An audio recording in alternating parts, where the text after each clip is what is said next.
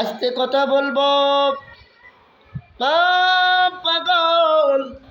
এক প্রবাসী ভাইয়ের কথা বলবো। প্রতিদিন সকাল সন্ধ্যা মার সাথে কথা বলতো।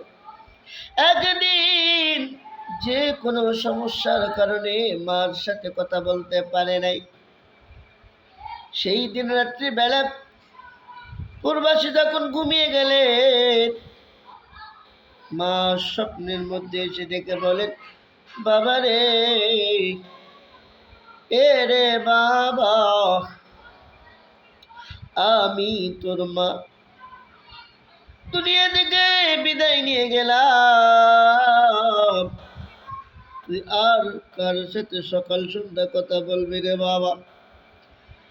এই পর্যন্ত যখন স্বপ্ন দেখলেন, প্রবাসী ছেলে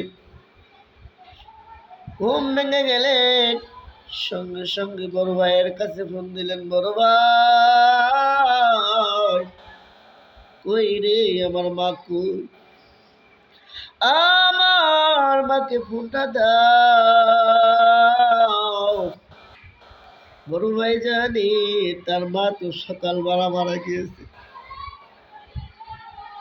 যদি বলে মা মারা গিয়েছে, আমার ছোট ভাই প্রবাস থেকে দৌড়ে দৌড়িয়া কে কোন দিকে যাবে, এই জন্য মার মৃত্যুর খবরটা তাকে দেওয়া হয় নাই।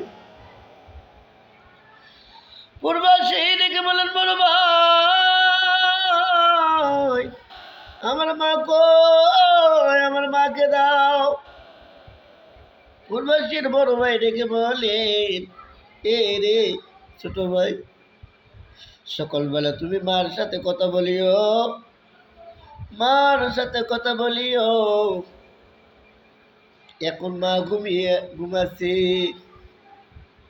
প্রবাসী ডেকে বলেন, বড় ভাই, এই মুহূর্তে যদি মাকে ফোন না দাও, আমি সকালবেলা বাড়িতে যাব। বড় ভাই চোখের পানি থামাতে পারে না।